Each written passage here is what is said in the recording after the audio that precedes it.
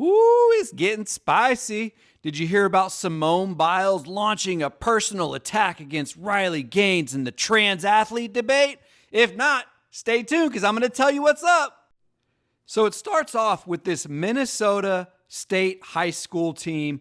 They win the 2025 state championship because they have a boy pitching for them.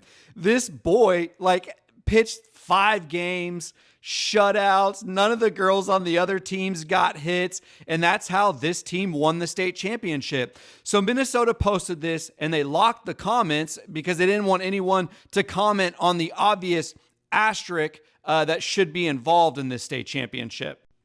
Riley called them out for turning the comments off. Simone retweets it and says this, starts calling her sick. You're a straight up sore loser. You should be uplifting the trans community and perhaps finding a way to make sports inclusive or creating a new avenue, blah, blah, blah. You bully them.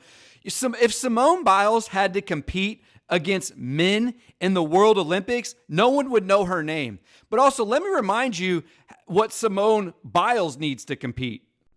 She dropped out of the 2021 Olympics because she didn't have her Adderall.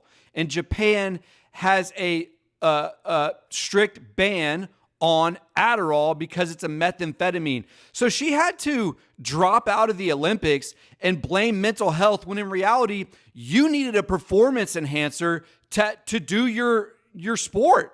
You can't compete without methamphetamines, which says a lot about you. But anyway, let me get back to this other story. You know, Riley talks a big game, but here's her at the White House. Women celebrate as President Trump signs order protecting women's sports.